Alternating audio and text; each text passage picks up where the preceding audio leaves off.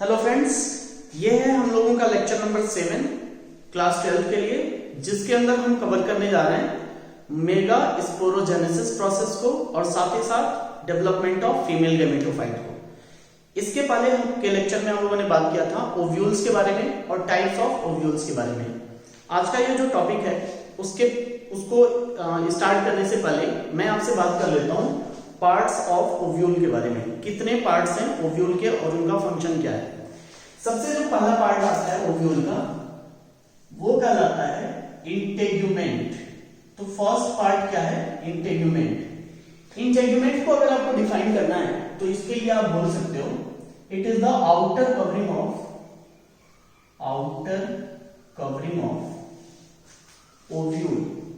Ovule की जो सबसे बाहर की कवरिंग होती है उसको अपन लोग बोलते हैं क्या? इंटेग्यूमेंट। इंटेग्यूमेंट तीन टाइप के हो सकते हैं। अगर किसी ओव्यूल के अंदर सिंगल इंटेग्यूमेंट है, ओनली वन इंटेग्यूमेंट प्रेजेंट है, तो उसके लिए एक नाम दिया जाता है यूनिटेग्मिक। उसके लिए एक टर्म दिया जाता है यूनिटेग्मिक कंडीशन। यूनिटेग्मिक कंडीशन याद रखिएगा कि यूनिटेग्मिक कंडीशन सबसे कॉमन है किसके अंदर? जिम्नोस्पर्म्स के अंदर। तो ये किसमें ज्यादातर मिलता है आपको? जिम्नोस्पर्मिक प्लांट के अंदर। जिम्नोस्पर्म के जो ओव्यूल होते हैं उसके अंदर यूनिटेग्मिक कंडीशन आपको देखने को मिलेगा। इसके अलावा एक्सेप्शनली अगर हम बात करें तो दो फैमिली है जिसके अंदर सिंगल इंटेग्यूमेंट देखने को मिलता है। एक है कंपोजिटी, एक फैमिली है जिसका नाम है कंपोजिटी, और दूसरा आलू की फैमिली है जिसको बोलते हो सोलेनेसी। तो सोलेनेसी और कंपोजिटी के अंदर आपको सिंगल इंटेग्यूमेंट कंडीशन दिखाई देगा। इसके अलावा अगर हम बात करें किसी ओव्यूल के ऊपर टू इंटेग्यूमेंट प्रेजेंट है, अगर किसी ओव्यूल के ऊपर टू इंटेग्यूमेंट प्रेजेंट होता है तो उसके लिए एक नाम दिया जाता है बाइटेग्मिक कंडीशन। पक्का? तो बाइटेग्मिक कंडीशन हम तब देंगे जब उसके ऊपर दो इंटेग्यूमेंट प्रेजेंट होगा। ये कंडीशन आपको किसके अंदर दिख जाएगा? एंजियोस्पर्म्स के अंदर। यानी जो एंजियोस्पर्मिक ओव्यूल होते हैं उनके अंदर आपको कौन सा कंडीशन दिखाई देगा? बाइटेग्मिक कंडीशन दिखाई देगा। बाइटेग्मिक कंडीशन अगर हम देखें तो ज्यादातर आपको मालवेसी फैमिली के अंदर एंड क्रूसीफेरी, दो फैमिली का नाम मैंने लिखा हुआ है क्रूसीफेरी, इन दोनों फैमिली के अंदर भी आपको बाइटेग्मिक कंडीशन ज्यादातर देखने को मिल जाता है। ये दोनों तो नॉर्मल कंडीशन होते हैं। अगर किसी ओव्यूल के ऊपर थर्ड इंटेग्यूमेंट भी प्रेजेंट है, लेकिन याद रखिएगा ये एक मॉडिफाइड इंटेग्यूमेंट कहलाता है, तो थर्ड इंटेग्यूमेंट प्रेजेंट होगा तो उसके लिए टर्म दिया जाता है ट्राइटेग्मिक कंडीशन। अगर किसी ओव्यूल के ऊपर तीन इंटेग्यूमेंट प्रेजेंट होता है तो उसके लिए नाम दिया जाता है ट्राइटेग्मिक कंडीशन। ट्राइटेग्मिक कंडीशन के दो मॉडिफिकेशन है। ट्राइटेग्मिक कंडीशन के दो मॉडिफिकेशन है और उन दोनों का अलग अलग नाम है। पहला कंडीशन क्या है? इफ थर्ड इंटेग्यूमेंट, अगर तीसरा integument become thick and fleshy. कहानी सुनिएगा थोड़ा। अगर तीसरा इंटेग्यूमेंट बहुत ज्यादा मोटा है और फ्लैशी है तब उसके लिए एक टर्म यूज होता है एरिल। तब उसको क्या बोलोगे? एरिल। एरिल थर्ड इंटेग्यूमेंट का मॉडिफाइड स्ट्रक्चर है जिसके अंदर वो क्या हो जाता है? थिक हो जाता है और फ्लैशी हो जाता है। इसका एग्जांपल अगर आप बात करें तो इसका एग्जांपल में लिख सकते हैं नटमेग। ये आपने देखा होगा नटमेग, जिसका बॉटनिकल नेम है मेरिस्टिका। इसका बॉटनिकल नेम है मेरिस्टिका। ऐसे ही अगर ये नहीं भी देखे हो तो सभी ने लीची खाया होगा। जो लीची होता है, जो पार्ट हम लोग खाते हैं, वो काफी फ्लैशी होता है, व्हाइट कलर का, है ना? तो दूसरा एग्जांपल लिख सकते हैं लीची। लीची, इसी को हम लोग बोलते हैं लीची चाइनेसिस। लीची चाइनेसिस। तो याद रखिएगा लीची चाइनेसिस आपका बॉटनिकल नेम है इसका। दोनों को सेपरेटली अंडरलाइन किया जाता है। तो ये दोनों मैंने एग्जांपल बताए एरिल के लिए, यानी कि अगर फ्लैशी है और थिक है तो वो क्या कहलाएगा? एरिल। अगर इफ थर्ड इंटेग्यूमेंट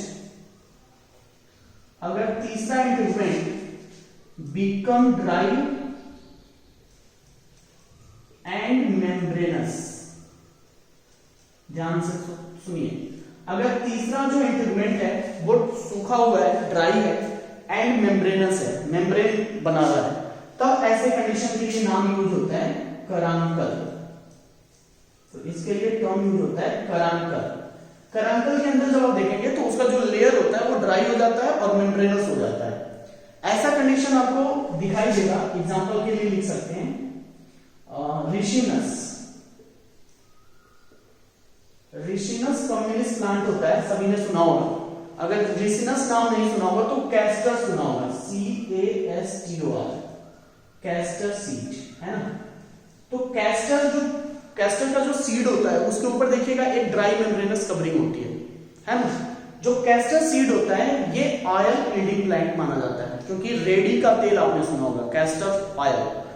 तो इसीलिए ये मॉडिफिकेशन आपको थर्ड इंटीग्यूमेंट में ट्राइथर्मिक कंडीशन में पढ़ने को मिलता है। ओवरऑल ये मैंने पहला स्ट्रक्चर कवर किया, जिसके बेसिस पे मैंने आपको पूरा डिटेल इसका बता दिया। इनसे क्वेश्चन पूछे जाते हैं तो ध्यान से इसको नोट्स में लिख लीजिएगा। चलिए दूसरा स्ट्रक्चर की हम बात करते हैं। ये पहला स्ट्रक्चर था। सेकेंड जो स्ट्रक्चर होता है उसको बोला जाता है माइक्रोपाइल। तो जो थर्ड सेकेंड स्ट्रक्चर है उसको बोलते हैं क्या, माइक्रोपाइल। माइक्रोपाइल के बारे में हम लोगों ने बात किया था, ओपनिंग ऑफ ओव्यूल, यानी कि जो ओपनिंग होती है ओव्यूल की उसी को हम लोग क्या बोलते हैं, माइक्रोपाइल।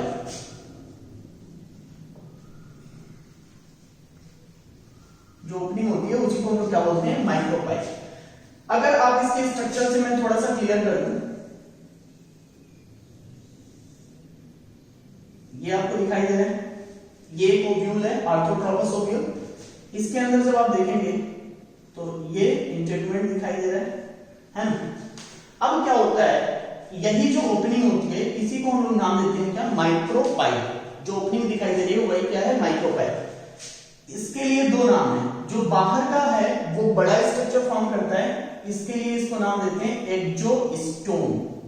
स्टोम टर्म का मतलब होता है ओपनिंग, एक्सो का मतलब होता है बाहर। तो जो बाहर वाला इंटीग्यूमेंट दिखाई दे रहा है और उसके कारण जो ओपनिंग बन रही है उसको हम लोग बोलते हैं एक्सोस्टोम।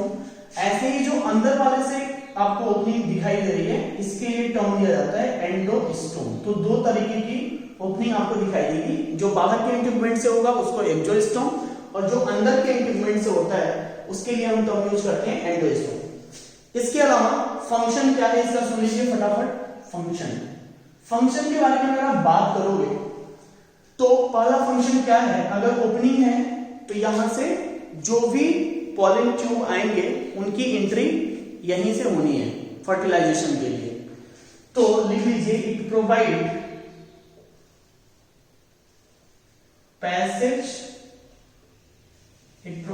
Passage for the entry of pollen tube.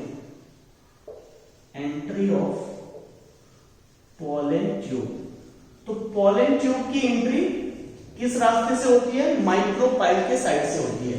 दूसरा फंक्शन क्या हो जाएगा, अगर हम सीड्स के बेसिस पे बात करें, इन सीड्स के केस में ये क्या करते हैं, एंट्री ऑफ वाटर, यानी कि जो भी वाटर की एंट्री होती है इनसाइड द सीड वो किसके थ्रू जाता है, माइक्रोपाइल के थ्रू।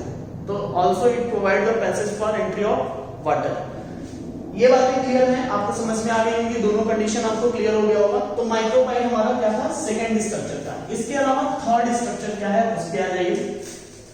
थर्ड स्ट्रक्चर के बारे में अगर आप बात करो तो थर्ड पार्ट है न्यूसेलस। न्यूसेलस जो होता है हमने आपको बताया था कि ये है आपका ओव्यूल, है ना, ये आपका ओव्यूल है। इस ओव्यूल के ऊपर ये एम्ब्रियो सैक, तो एम्ब्रियो सैक के ऊपर ये जो पूरा का पूरा ये जो मास ऑफ टिश्यू दिखाई दे रहा है, मास ऑफ सेल्स दिखाई दे रहे हैं, इसी को अपन लोग क्या बोलते हैं, न्यूसेलस। इसी को हम लोग क्या बोलते हैं, न्यूसेलस। तो न्यूसेलस क्या हो गया, mass of parenchymatous sales, mass of parenchymatous sales, ठीक, जो उसको प्रोटेक्शन प्रोवाइड करता है और बहुत सारी चीजों में हेल्प करता है। तो आपको न्यूसेलस भी पता चल गया। अच्छा, न्यूसेलस का अगर प्लाइडी लेवल आपको पता करना है तो न्यूसेलस हमेशा कैसे होते हैं, डिप्लॉयड, हमेशा क्या होंगे, डिप्लॉयड होंगे। आगे चल करके यही स्पोरोजेनस टिश्यू वगैरह में कन्वर्ट हो जाते हैं। तो याद रखिएगा ये पूरा स्ट्रक्चर पार्ट्स ऑफ ओव्यूल्स के बारे में हम लोगों ने अभी बात किया है। अब इसके बाद हम लोग स्टार्ट करने जा रहे हैं मेगा स्पोरोजेनेसिस। तो चलिए स्टार्ट करते हैं मेगा स्पोरोजेनेसिस। हेडिंग डालिएगा मेगा स्पोरोजेनेसिस। मेगा स्पोरोजेनेसिस क्या है, फटाफट सुनिए।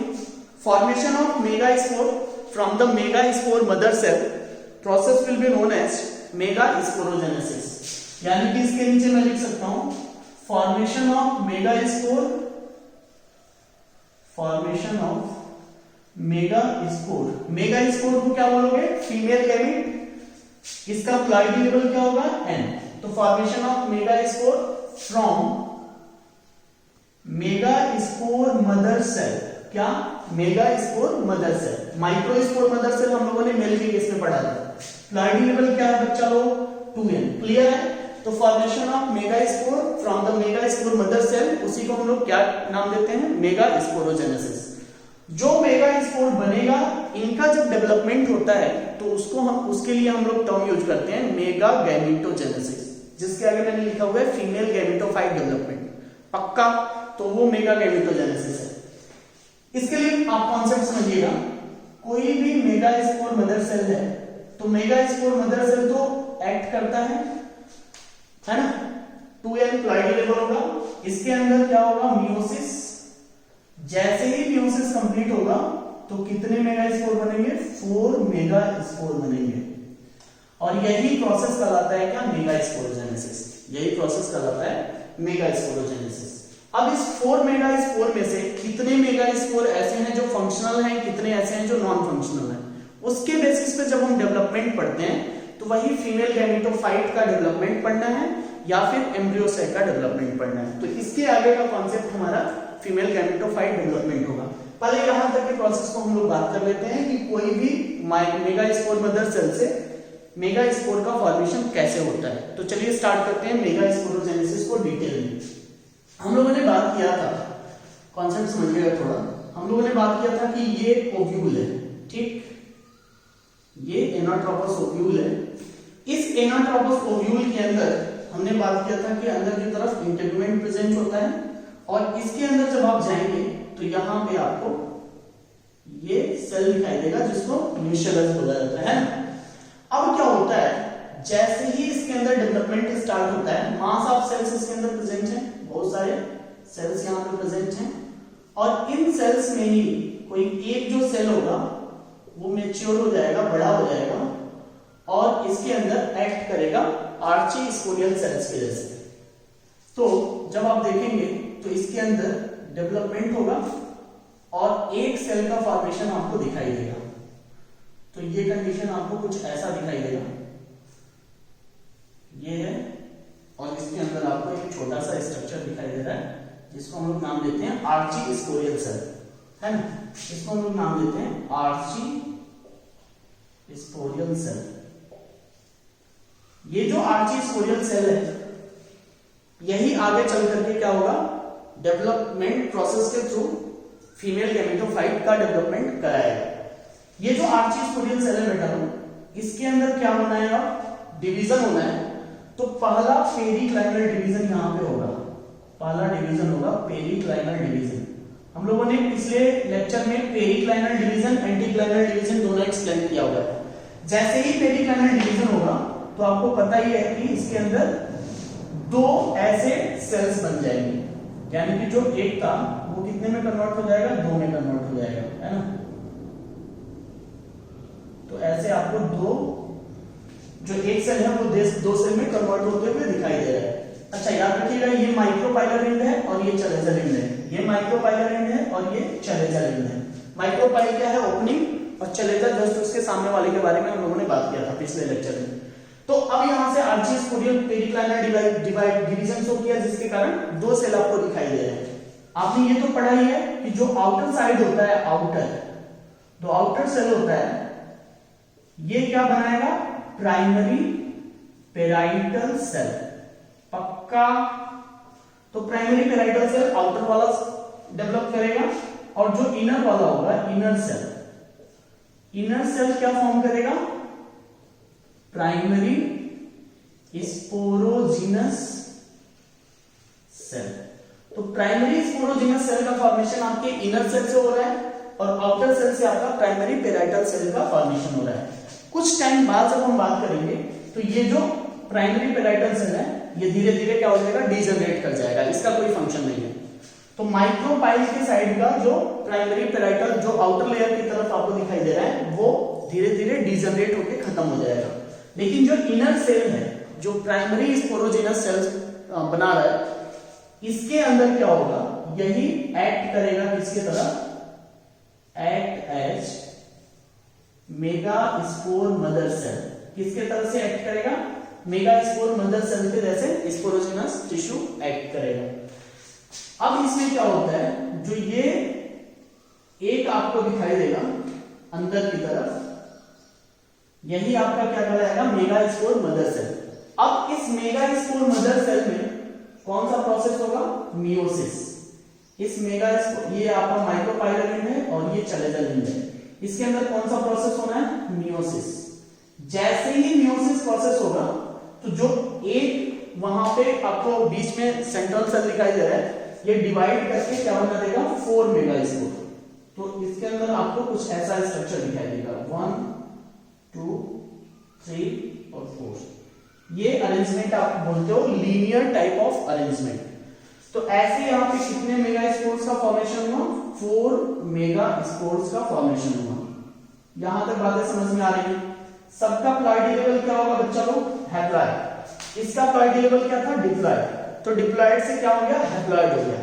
यहां तक के स्टेप को हम लोग बोलते हैं क्या? Mega sporogenesis.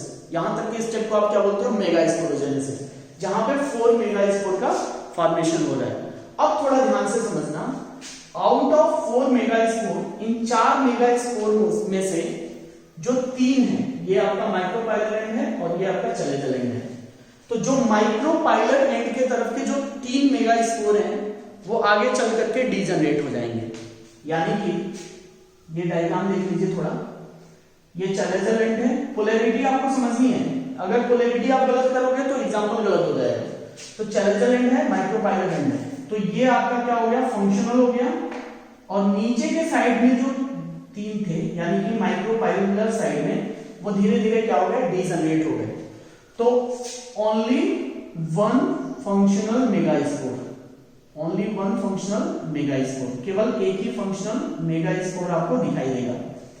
यही जो फंक्शनल मेगा स्पोर है, अब इसके अंदर क्या होता है? ये जो फंक्शनल मेगा स्पोर है इसके अंदर पहला डिवीजन शो होता है। पहले ये क्या करेंगे?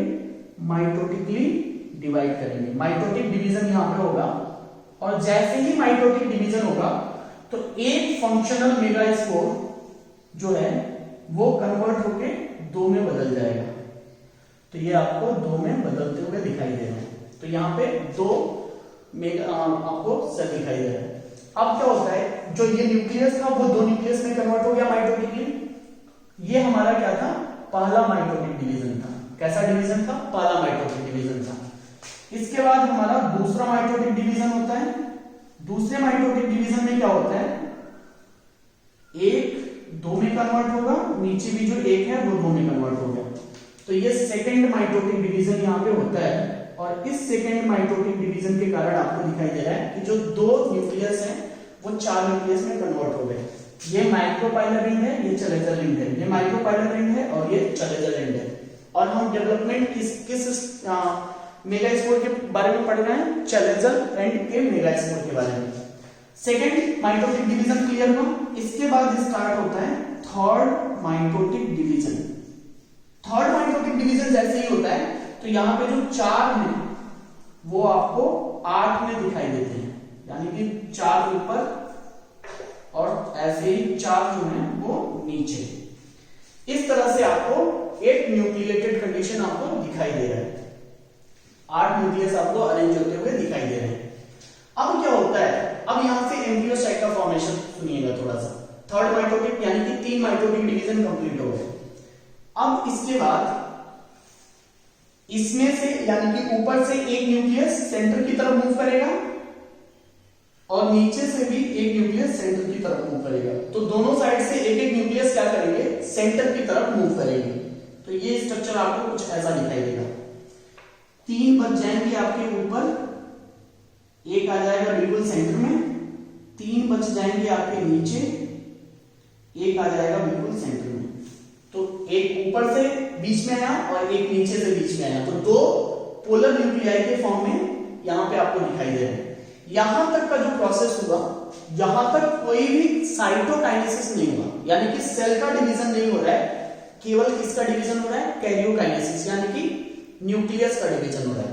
अब इसके बाद एक स्टेप आता है जिसको हम लोग बोलते हैं साइटोकाइनेसिस। साइटोकाइनेसिस का मतलब होता है सेल का डिवीजन होना, यानी कि सेल वॉल का फॉर्मेशन। अब यहां पे क्या होगा, इस स्ट्रक्चर के अंदर आप देखोगे कि ये जो 3 हैं वो आपको सेपरेट होते हुए दिखाई देंगे।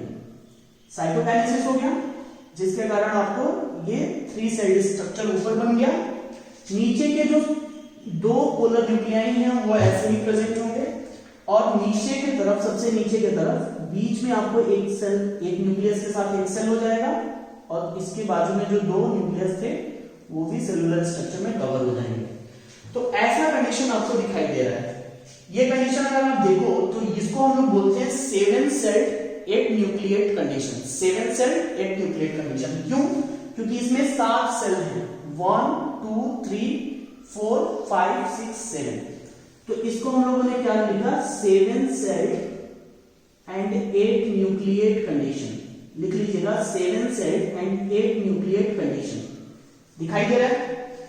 अब क्या होता है, ये 7 सेल 8 न्यूक्लिएट कंडीशन बन गया, यही एम्ब्रियो साइट हमारा कहलाता है। इस एम्ब्रियो साइट में ये जो 3 ऊपर की तरफ हैं ये एंटीपोडल कहलाते हैं। क्या कहलाते हैं? Antipodal cell.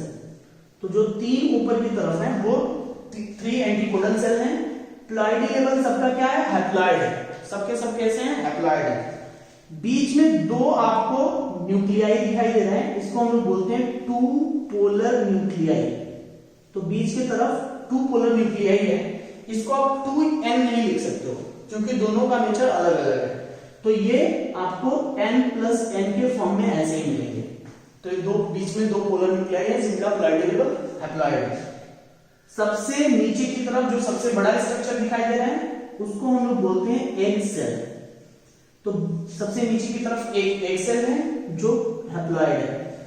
नीचे की तरफ जो 2 सेल आपको दिखाई दे रहे हैं इसको हम लोग नाम देते हैं सिनर्जिड। क्या बोलते हैं? सिनर्जिड। और सिनर्जिड भी कैसे होते हैं? हैप्लॉइड होते हैं। सिनर्जिड और एग सेल को मिला करके एग एपरेटस बोला जाता है। तो सिनर्जिड और एग सेल को मिला के क्या बोलते हैं? Egg apparatus. ये हमारा 7 सेल एंड 8 न्यूक्लिएट कंडीशन। तो मैंने आपको एक्सप्लेन किया कि कैसे कोई भी मेगा स्पोर बनता है और उस मेगा स्पोर से कैसे एम्ब्रियो साइट का फॉर्मेशन होता है। दोनों चीजें मैंने आपको एक्सप्लेन कर दिया।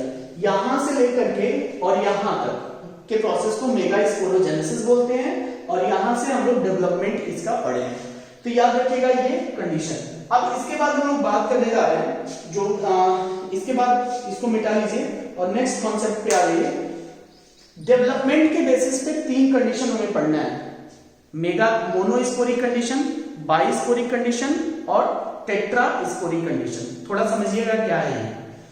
मोनोस्पोरिक कंडीशन का मतलब होता है जब केवल एक फंक्शनल मेगा स्पोर से डेवलपमेंट होता है 7 सेल 8 न्यूक्लिएट कंडीशन का। या आप ऐसे सीधे सीधे बोलो, अगर केवल एक फंक्शनल मेगा स्पोर से डेवलपमेंट होता है एम्ब्रियो साइट का तो उस कंडीशन को हम लोग नाम देते हैं मोनोस्पोरिक डेवलपमेंट। अगर 2 फंक्शनल मेगा स्पोर से डेवलपमेंट होता है तो उसके लिए टर्म यूज होता है बाइस्पोरिक कंडीशन। और अगर 4 से होता है, चारों फंक्शनल मेगा स्पोर फंक्शनल हो जाते हैं तो उसके लिए कंडीशन यूज होता है टेट्रास्पोरिक। इसके अलग अलग एग्जांपल है ना, इसमें लिख लीजिएगा ये 3 mega spore degenerate, 3 mega spore degenerate लिख लीजिएगा। 3 क्या हो जाते हैं? डीजनरेट हो जाते हैं। तो अब एक हेडिंग डालिए, डेवलपमेंट ऑफ मेगा स्पोर्स। क्या हेडिंग डालिए? Development of male gametophyte. Development of male gametophyte. तो फटाफट नेक्स्ट हेडिंग डालिए, डेवलपमेंट ऑफ मेल गैमेटोफाइट। सबसे मोस्ट कॉमन टाइप ये जो मैंने बोला वो है। अब थोड़ा ध्यान से समझिएगा, development of female gametophyte, female gametophyte है ना। कितने कंडीशन मैंने बोले? 3 कंडीशन ना। पहला कंडीशन क्या है? पहला कंडीशन है आपका मोनोस्पोरिक, मोनोस्पोरिक एम्ब्रियोसाइट। पहला कंडीशन है आपका मोनोस्पोरिक एम्ब्रियोसाइट। मोनोस्पोरिक क्या है? अगर केवल एक फंक्शनल मेगास्पोर से डेवलपमेंट होता है एम्ब्रियोसाइट का, तब उसको हम लोग बोलते हैं मोनोस्पोरिक। यानी कि लिख लीजिए, एम्ब्रियोसाइट is derived from only one functional megaspore, only one functional megaspore।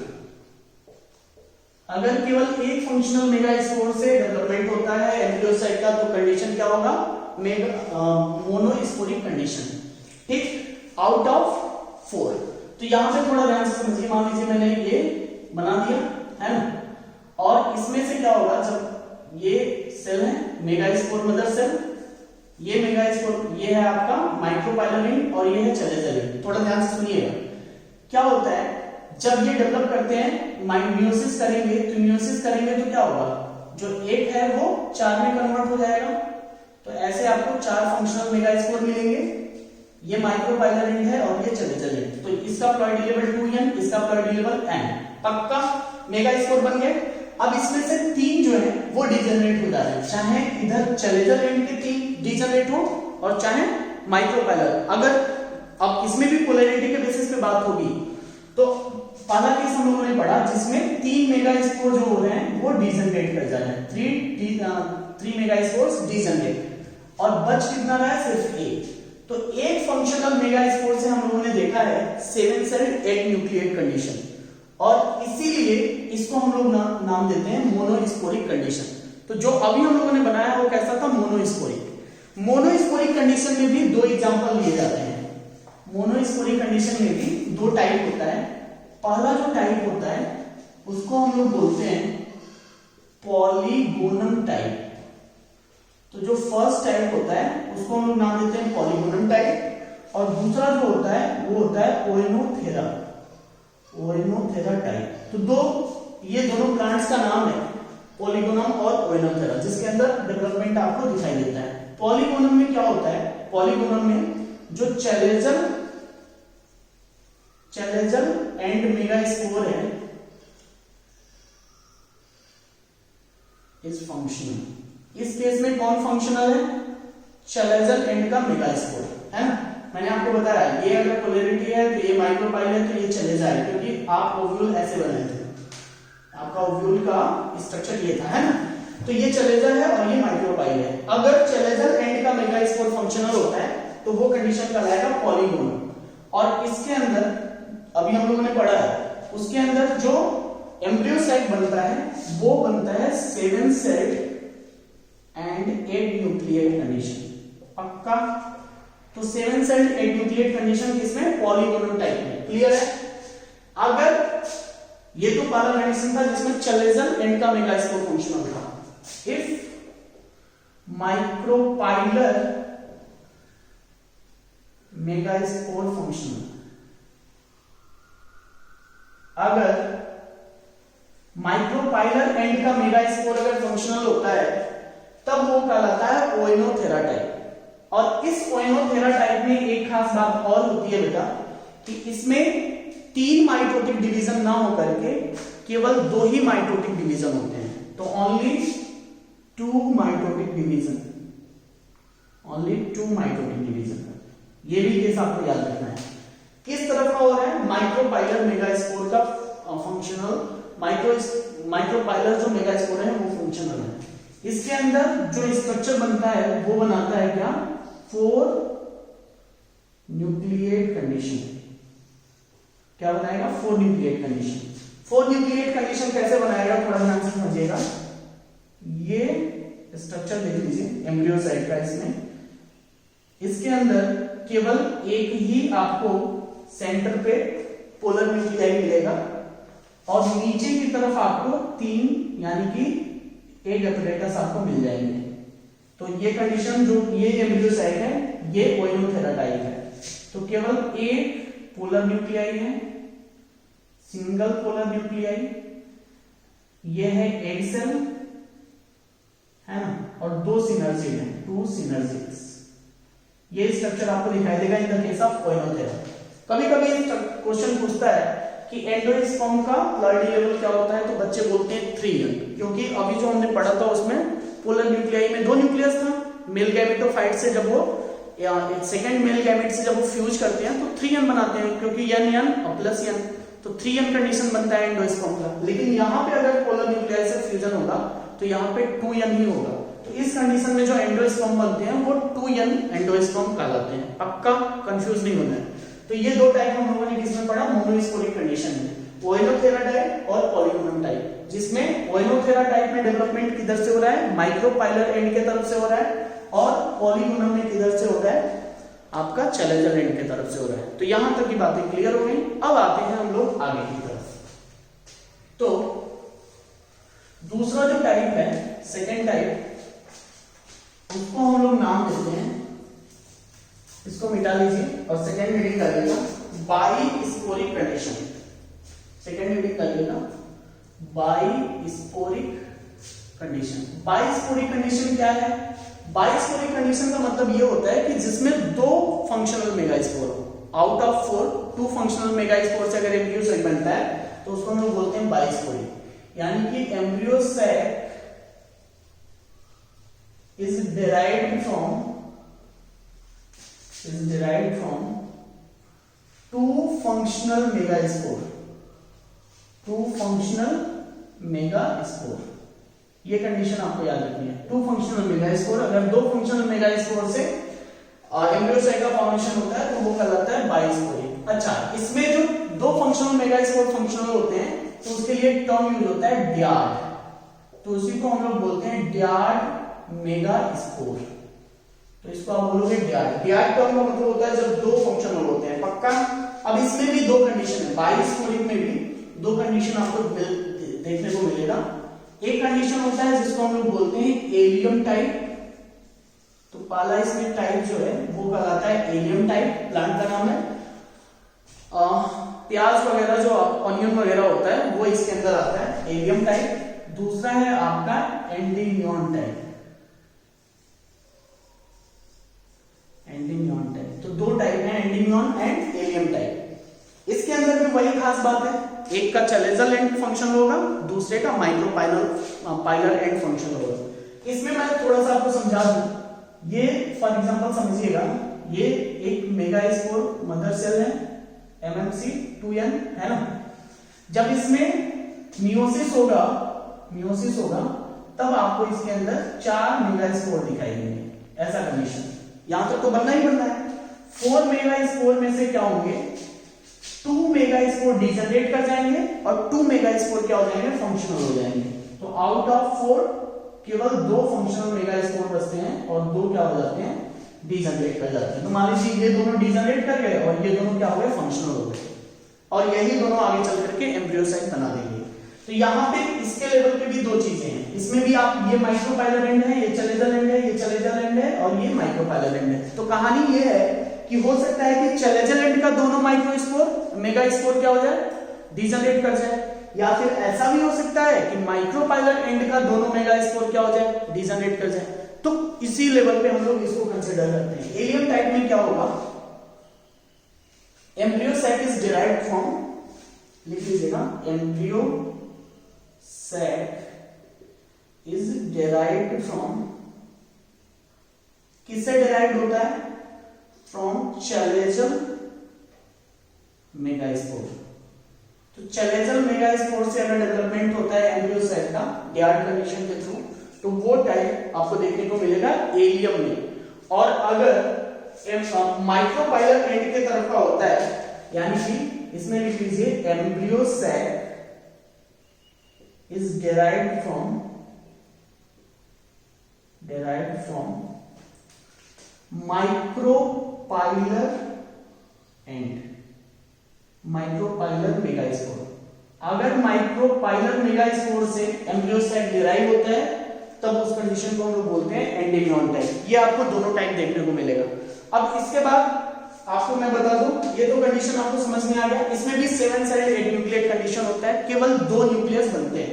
इसका एक छोटा सा रिप्रेजेंटेशन देख लीजिए। मान लीजिए ये मेगास्पोर मदर सेल है ना, जो 2n है। क्या होगा, मियोसिस जैसे ही होगा तो ये 4 मेगास्पोर बनाएंगे। आउट ऑफ 4 2 जो होंगे वो डिजनरेट कर जाएंगे, तो बच कितना जाएगा 2, और ये दोनों क्या हो जाएंगे, 2 पोल्स की तरफ मूव कर जाएंगे। तो 2 डिजनरेट कर गए और जो 2 बचे हुए थे वो डिफरेंट पोल्स की तरफ क्या हो गए, मूव कर गए।